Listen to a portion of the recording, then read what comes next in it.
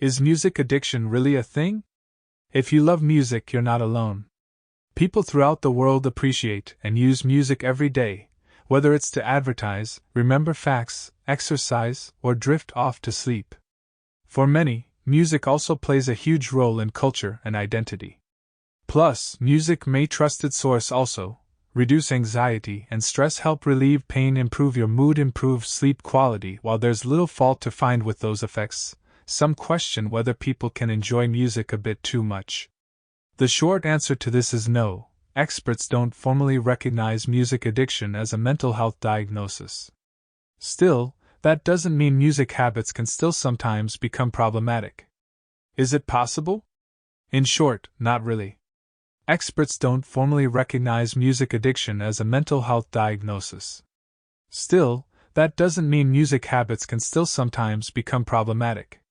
If you have any familiarity with how addiction develops, you might know a little about the role dopamine plays. Here's the short version. Substance use or certain behaviors trigger the release of dopamine in the brain's reward system. Over time, the brain begins to rely on these substances or behaviors and naturally releases less dopamine. So, your brain becomes dependent on those dopamine triggers. A 2011 study involving 10 people who experienced chills when listening to music suggests that music can trigger a dopamine release when it produces an intensely positive emotional response, aka the chills. In theory, the brain could potentially come to rely on music-triggered dopamine production, but there's not much evidence to suggest this actually happens. When music might become a problem, there's no straight answer here. But we can look to things that health professionals generally check for when evaluating someone for a potential addiction. Can you control the behavior pattern? Does it cause problems in your daily life? Do you continue the behavior despite any negative consequences, because you feel unable to stop? Do you need the behavior more over time and experience withdrawal when you don't engage in it? It really comes down to this. Does listening to music affect you negatively? Here are some more specific signs that you may want to take a closer look at your music habits. You rely on music to manage your emotions. Music is often deeply emotional. It can convey an almost endless range of feeling. It's often used as a coping strategy for anxiety or stress.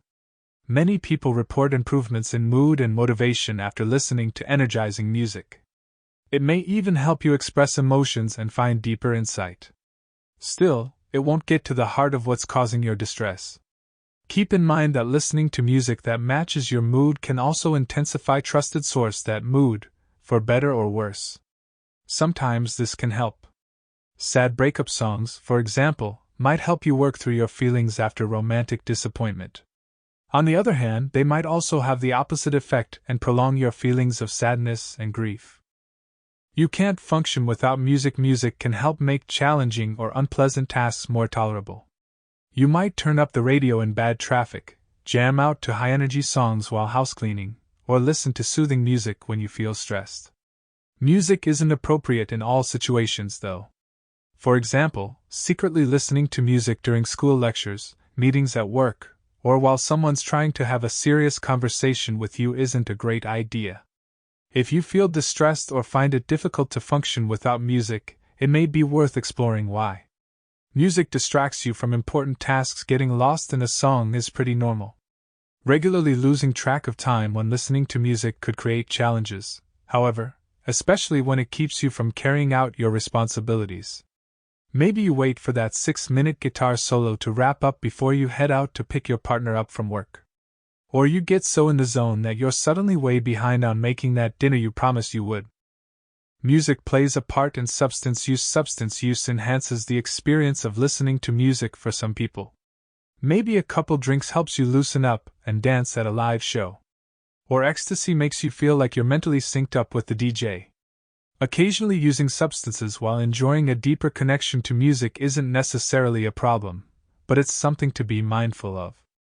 According to 2015 research, 43% of 143 people receiving treatment for a substance use disorder linked a specific type of music with a greater desire to use substances.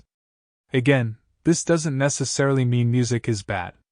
In fact, most study participants also said music played an important part in their recovery. But these findings do suggest music could potentially play a part in problematic substance use. If you find yourself drawn to a specific type of music that also triggers a desire to use substances, consider taking a closer look at this connection. How to cut back unless listening to music is having a negative impact on your life. There's no reason to cut back. If you're looking to make some changes, though, consider these strategies. Identify areas where you can go without music. Even if you want to listen to less music, you don't have to go without it entirely. Instead, try choosing specific times of day or activities when avoiding music might be wise. If you've identified specific areas of problem listening, start cutting back there.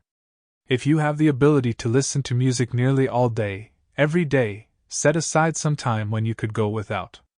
Sure, you can hang on to your workout tunes, but try giving your listening device a break when you go for a walk. Keep your ears open for the sounds of nature instead. Break up your listening with other activities. If you listen to music pretty much non-stop, you may spend less time taking in other forms of media or interacting with others. Music has plenty of benefits, it's true. But other media can offer benefits too. Some things to try: call a friend or a loved one.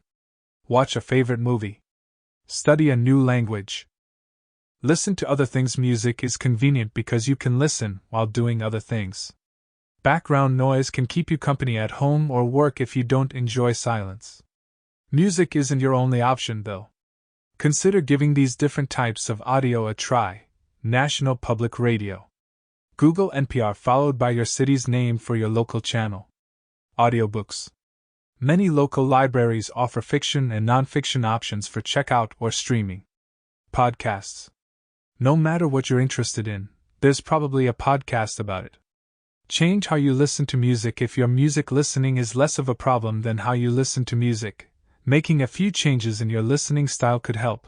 When you feel down and music makes it easier to wallow in gloom, try journaling, talking to a friend, or going for a walk. If loud music distracts you from work or studying, consider switching to music without lyrics when you need to focus. Consider lowering the volume or removing your headphones in situations when you need increased awareness, like at work or on the road. Best practices to keep in mind. By this point, you may have realized you don't have a problem with your music listening habits.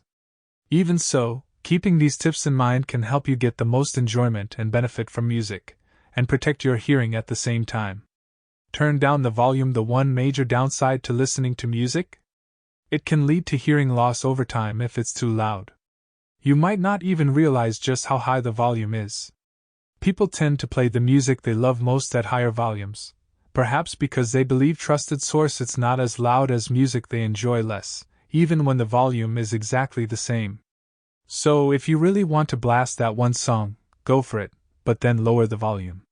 Your ears will thank you. If you use headphones, remember the 60-60 rule. Only listen to up to 60% of maximum volume for 60 minutes a day. Switch to over-ear headphones if you're concerned about hearing loss. Experts recommend headphones that cover your ear as a safer option. Earbuds and wireless headphones may be fantastically convenient, but they can increase your chances of hearing loss. Noise-canceling headphones can also block out background noise, making it easier to lower the volume without the unwanted consequence of external sound creeping in and disrupting your chill. Match your music to the situation. You probably know what types of music energize you, but certain types of music can offer benefits in specific situations. Music with a slow, restrained tempo can promote relaxation and lower stress. Classical music can help increase focus, especially when studying. Your favorite music can help improve a bad mood. When to get help if you feel like you need to rework some of your habits around music, but are having a hard time doing so, working with a therapist can be a big help. A therapist can help you better understand what drives your behaviors around music and come up with healthier ways to address them. Say you use music to relieve persistent anxiety, but your reliance on music is causing problems in your relationship. A therapist can help you address the causes of your anxiety and find other ways to cope with symptoms in the moment. It's also best to talk to a therapist if you notice symptoms of anxiety, depression, or other mental health concerns. Music can certainly help you feel better, but it's not the same as treatment.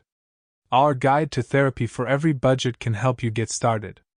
The bottom line: feel like you can't live without music? It's a pretty common feeling. For most people, music mostly has a positive impact, so listen away. Still, it never hurts to keep an eye open for signs that music is causing problems in your life.